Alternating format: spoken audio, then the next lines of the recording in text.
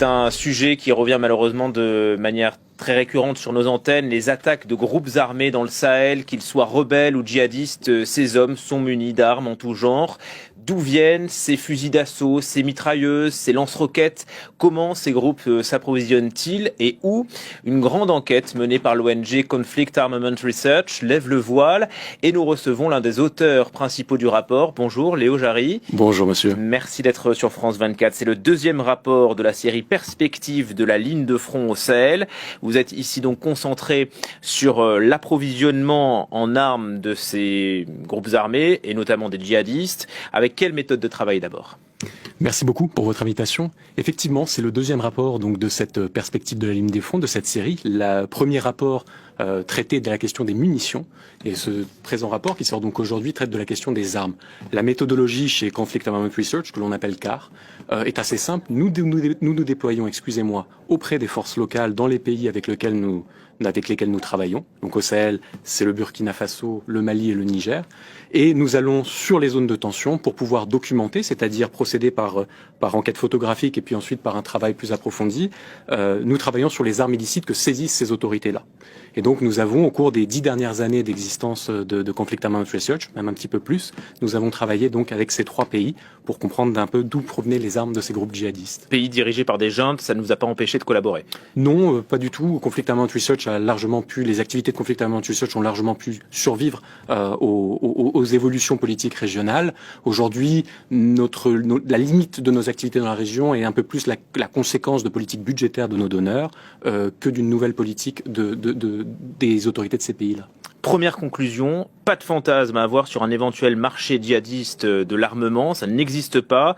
Vous révélez que ces groupes se servent finalement chez eux, il n'y a pas de réseau extérieur.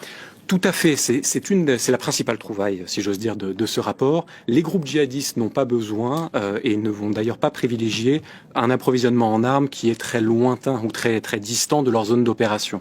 Nous estimons donc que c'est la source même de leur résilience et leur capacité à s'ancrer localement, y compris pour ce qui est de leurs approvisionnements en armes. Comment cela se traduit-il ? Bien, très concrètement, ces groupes djihadistes vont finalement s'ancrer dans des dynamiques locales pour leur gouvernance, mais aussi leurs approvisionnements en attaquant donc évidemment des forces armées, les forces de sécurité, contestant les autorités de ces dernières. Et puis, c'est ce que l'on explique dans ce rapport, une grosse partie de ces armes-là, à minima 20%, proviennent directement des stocks des forces armées et de sécurité, ont été capturés sur le champ de bataille par ces groupes djihadistes. Donc il y a un caractère opportuniste. Tout à fait, local et opportuniste. Oui. Ils récupèrent les armes des armées qu'ils affrontent.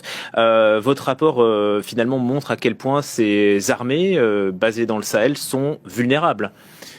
Elles le sont parce qu'elles combattent un ennemi qui est très actif, un ennemi qui devient de plus en plus puissant, qui prend pied réellement sur ces territoires. Et puis, bien sûr, c'est un cercle un petit peu vicieux, puisqu'à partir du moment où vous perdez du matériel qui ensuite rentre un petit peu dans les arsenaux de l'ennemi, cet ennemi croît, évidemment, gagne en capacité militaire et devient de plus en plus dangereux. On aurait pu penser que la chute de Kadhafi et la guerre civile en Libye en 2011 aurait pu inonder la région en armes. Vous dites que oui, ça a été important, mais c'est pas déterminant non plus dans l'armement de ces groupes. Tout à fait. Alors ce que l'on observe, c'est qu'en réalité, la proportion des armes qui sont identifiées comme provenant des stocks de la Jamahiriya libyenne, donc tombée en 2011, ne représente environ dans les stocks djihadistes que 7% de l'arsenal. Ce qui montre bien que c'est un apport qui peut-être à un moment a été très important, mais qui aujourd'hui, sur une période de 10 ans, a eu tendance en tout cas à devenir bien moindre. C'est une importance qui est vraiment s'est amenuisée. Alors bien sûr, c'est la conséquence aussi directe du fait que ces groupes-là n'ont pas besoin d'aller jusqu'en Libye pour s'approvisionner en armes. Ils vont encore une fois constituer leur stock principalement sur des stocks locaux. Et du coup, est-ce que les djihadistes s'arment de la même manière qu'on soit issu de l'État islamique ou d'Al-Qaïda ? La méthodologie d'approvisionnement est la même. Donc on va faire place belle évidemment aux captures sur le champ de bataille, c'est-à-dire à la prédation sur les stocks nationaux. On va aussi utiliser beaucoup d'armes qui circulent déjà dans la région. En revanche, la constitution de ces arsenaux va du coup différer, puisque bien sûr étant localisés, ce que l'on observe c'est une dichotomie entre des groupes qui parfois ont la même affiliation. Vous prenez par exemple l'État islamique au Sahel, l'État islamique en Afrique de l'Ouest, le premier opérant dans la zone des 3 frontières, entre Mali, Burkina et Niger, et le second opérant au lac Tchad.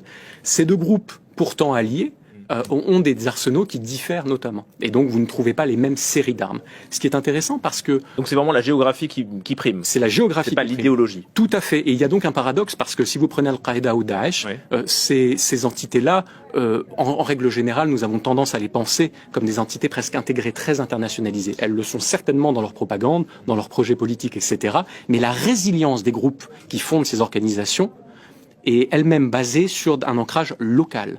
Et c'est, encore une fois, cet ancrage local est en réalité la source vraiment du pouvoir et de la résilience de ces groupes. Alors, quelles sont les armes que l'on retrouve dans les arsenaux des djihadistes? Alors, c'est des armes de type militaire, type commun, qu'on retrouve aussi beaucoup dans les stocks des États de la région. Vous avez donc comment puis-je simplifier, des Kalachnikov, des variantes de Kalachnikov. Ouais, vous avez pas ça, non? Ça, c'est pas une Kalachnikov. Non, ça pas du tout, excusez-moi, j'avais pas vu des images s'afficher derrière moi. Non, alors là, vous avez par exemple un AK-103-2, etc., donc qui est une variante de fusil Kalachnikov. Vous avez là ici un HK, un fusil d'assaut, un autre type de fusil d'assaut. Donc c'est des fusils d'assaut majoritairement? Oui, ce sont des fusils d'assaut, ce sont donc des fusils d'assaut, des mitrailleuses lourdes et légères, ce sont des lance-roquettes, ce sont encore une fois des armes qui vont répondre à un besoin de conflit militaire, mais qui sont disponibles localement. Encore une fois, c'est cette raison entre les objectifs mais aussi la disponibilité de ces armes qui va permettre aux djihadistes de constituer cet arsenal. Donc c'est pas forcément des armes sophistiquées? Non, ça n'est pas nécessairement des armes sophistiquées. Mais ça n'empêche pas ces groupes d'être puissants dans ces régions-là? Tout à fait. Ces groupes sont très puissants, encore une fois, parce qu'ils s'ancrent dans des dynamiques locales. Ce sont des groupes qui arrivent à très bien s'ancrer, à très bien se mouvoir dans ces dynamiques locales. Ce sont souvent des groupes qui sont nés de griefs locaux, qu'ils ont su exploiter à leurs avantages. Est-ce que vous avez trouvé des armes provenant de pays occidentaux ou pas du tout? Alors, des armes provenant de pays occidentaux, des armes qui auraient été fournies par des pays occidentaux aux djihadistes, non, pas du tout. Ça, nous n'en avons pas trouvé trace. Nous n'avons d'ailleurs pas trouvé trace d'un soutien extérieur, quel qu'il soit, à ces groupes djihadistes.